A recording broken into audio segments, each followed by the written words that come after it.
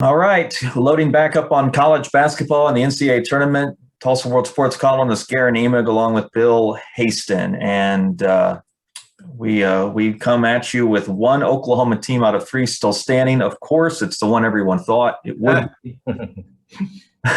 Oral Roberts off to the Sweet 16, take their chances with Arkansas. Bill, I'd ask you to break that game down. I'm not sure it matters anymore the way ORU has been touched in the first two rounds, actually since their Summit League championship, right? I mean, this is a team that you just forget everything you're supposed to know about the matchup and just enjoy the ride, right? Have we reached that point here? Hey, Garen, they won their conference semifinal on a walk-off, on a tip at the gun. Yeah. I mean, they now are in their last five. Each of the five was an elimination game, right? Each of the five with a defeat, they're out, they're done.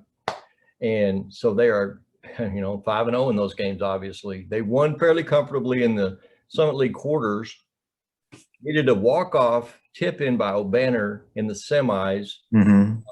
Needed an unbelievable block with 2 seconds left in the championship game. And I still say it was the best no call of the year by any officiating crew, because when you see it live, I think the inclination for most officials is going to be blow the whistle. Clean block, great officiating. ORU advances to the tournament for the first time in 13 years as a 17-point underdog to Ohio State. They come out hot, establish a certain level of confidence, I'm sure. What I saw, it was the most engaging. I mean, it's the most engaged I can remember being in a college game in a long time. I mean, it was just, it ain't got nothing to do with fandom or any of that. Right. It's just, you love big stories and historic upsets, and now we just happen to have this year's most compelling Cinderella right down the street over here. So, to be honest, I was blown away, shocked that they won Friday, Garen. I wasn't that shocked yesterday. Not really. Not shocked. Impressed and surprised somewhat, but not shocked. But Friday was shocking. Absolutely shocked. It's one of the most shocking upsets in the history of Oklahoma sports. I didn't think we'd get a college sports feel-good story in Tulsa for a while to even approach or certainly not match what the TU football team did last fall, with all of the dramatics and the close games and the way those guys grinded things out. And here we are, literally weeks later. And have we succeeded it with what ORU basketball is doing already? I know it's two different sports. Certainly, Garen has risen. I mean, I don't remember Stephen A. Smith committing an entire segment to bragging about TU football.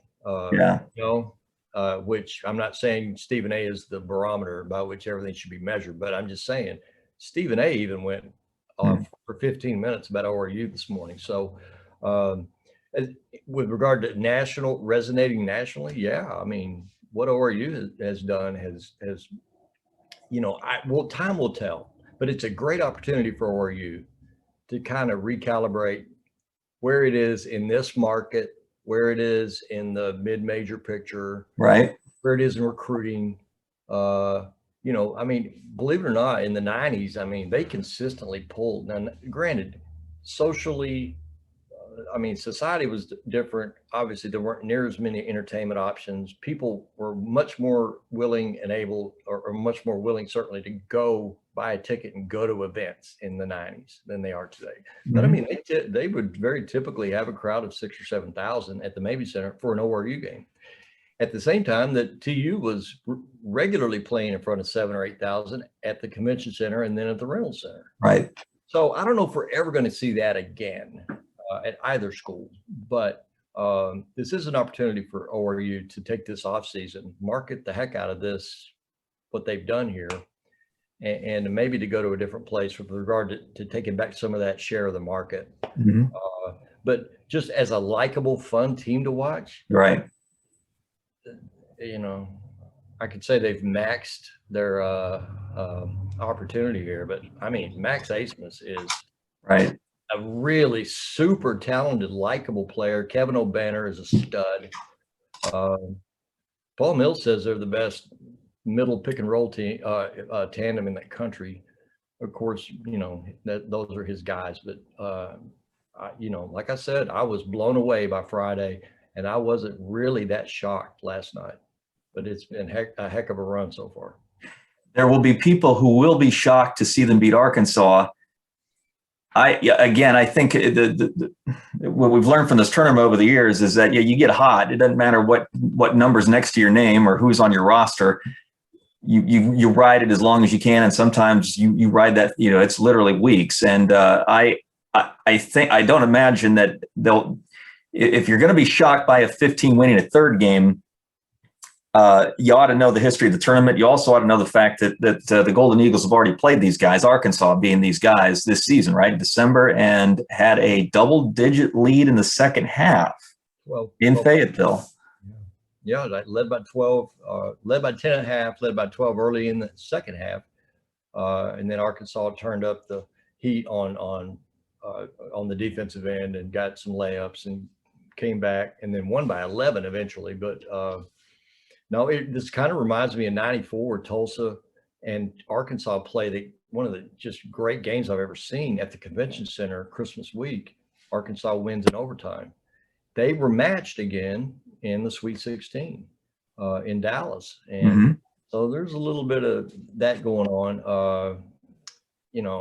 I think Arkansas is a lot better today than they were in December. Right. But who else is a lot better than they were in December is Oral Roberts. So ORU won't be freaked out by this or intimidated at all. They just have to kind of avoid what happened to Abilene today, where you just come out, right, get hit in the face, you're staggered, and you never recover.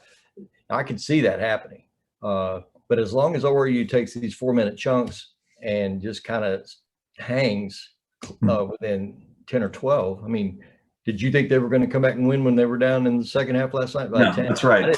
I didn't. I thought they would lose by 15 or 18. Yeah, right. A respectable 15-point top loss is what I thought at that point. And yet they battled and battled and battled. So it's an interesting team. They're really good offensively. They're really average defensively. They routinely get smoked on the boards. But what they are is they're plus 18 in turnovers through 2 games. And they are the best, percentage-wise, the best free throw shooting team in the country. Yeah. So those are equalizers, and they have used those to their benefit. And here they are. Real quick, I stuck a look at the box score before we came on together. O'Banner got 21 and 10, I think, in the first game, but Asmus only scored 11. So I don't think the first Arkansas game. Yeah, in Fayetteville. I don't imagine that ORU is going to get away with Asmus scoring 11 and then having a shot. So that's something that's got to change. You mentioned that ORU's strength is not rebounding. I believe the Razorbacks had a 24 to 25 board advantage in that one. So they've got to be a little more competitive. And then they got to do something about Moses Moody. Of course, everyone tries to do something about Moody. He's a terrific player for the Hogs. I don't know. It'll be interesting. Real quick, I wanted to touch on Paul Mills. You wrote about him in the World, and you mentioned something about what a remarkable moment this is in terms of advertising and PR for the university. How does this translate for Paul Mills? Does this become a situation where ORU is lucky to keep him after this? If this were, I think you're going to see fewer openings than usual. I think the COVID circumstances are probably going to dissuade a lot of schools that might be on the fence with regard to do we or don't we make a change. I think a lot of them are going to be on the we're not going to do it now side of it. So it would depend on the type of job that would open up. I can tell you this, if the right job in the state of Texas were to open, what an unbelievable fit Paul would be there. Yeah. A native Texan who for 14 years was part of was Scott Drew's right-hand guy at Baylor and really was a huge factor in their building of a nationally prominent program, right? So if the right job were to open in Texas, look out. In the meantime, I think, he's got, oh my goodness, I think it's 2 more years or possibly 3 on his contract here. At the very least, you would expect him to come out of this with a nice raise at Roberts, and you could do a lot worse than to stay, because you've got essentially your whole roster coming back, and certainly you got Asmus and Kevin O'Banner coming back. So sure. No, with regard to marketability and national notoriety, Paul Mills is at a completely different place in his personal situation, but so is the program, and if Paul happens to stay there, I say the university needs to capitalize from a marketing standpoint, and Paul can now begin to capitalize in a recruiting way. So Paul Mills is in a better place today than he was, noon Friday, for sure. We want to put the Sooners and Cowboys to bed before we finish up. Oklahoma losing to Gonzaga. Credit to Austin Reeves for playing as well as he did. Credit the Sooners for making it interesting without Devion Harmon. But that's about what we thought we'd see. Oklahoma season ends in round 2. Oklahoma State, this is not what we thought we'd see, Bill. Dropping a 10-point game to Oregon State, where a game where the Beavers played exceedingly well, but the Cowboys missed an alarming number of shots, and to Mike Boynton's admission in postgame, just did not play well. It's frustrating to see a team gather momentum like the Cowboys did for several weeks, and then and this is the nature of the tournament, right? One lousy night, and you can't do anything about it. So. Do you think maybe, I don't know, I mean, they had that run where they beat Tech in overtime. They won the 2 Bedlam games. They go to Morgantown and win. They come home and beat, then they go to Kansas City and you beat West Virginia and Baylor. Right. Seemed to crest right there. Yeah. They weren't quite themselves in the Texas championship game, and certainly they weren't, good grief. They shot less than 30% last night, and Avery Anderson is usually money. Anytime he gets ahead of steam and gets in the paint, he's a great finisher, and he missed several layups last night. And Cade Cunningham was just a little off. Yeah.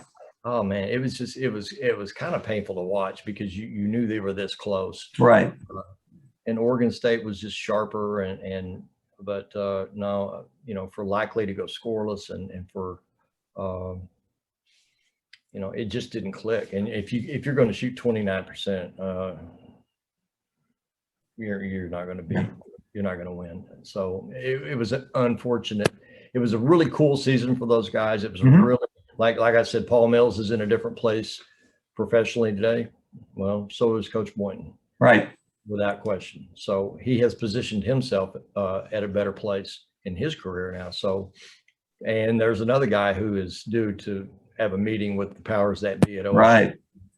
And he's due for a raise and an extension. So on the whole, I would say that's about, it should be viewed as probably about the best case scenario I think you're going to get out of a one and done kind of a situation, where their kid is in fact a rock star, but fits so well in the team model, and the chemistry with teammates is so beautiful, and he's such a coachable guy. So Cunningham was fun to watch. Yep. The team was fun to watch. So great season with 5 points shy of a championship in the Big 12, and then a really bumpy, unfortunate way to close out. Tough to see the bracket open up for him, right? That's the other part that's difficult. No doubt. Yeah. I mean, Illinois goes down. I'm like, look out, OSU, and then you can't make a shot.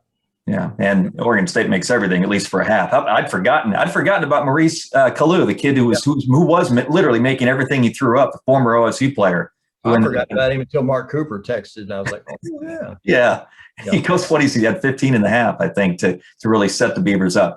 Well, it's going to be fun watching ORU the rest of the way, as long as they can take it. You've written extensively about the Golden Eagles ride. We have Kelly Hines. How about Kelly jumping from TU and the disappointment of their season just in time to pick up a great story in Indianapolis for us?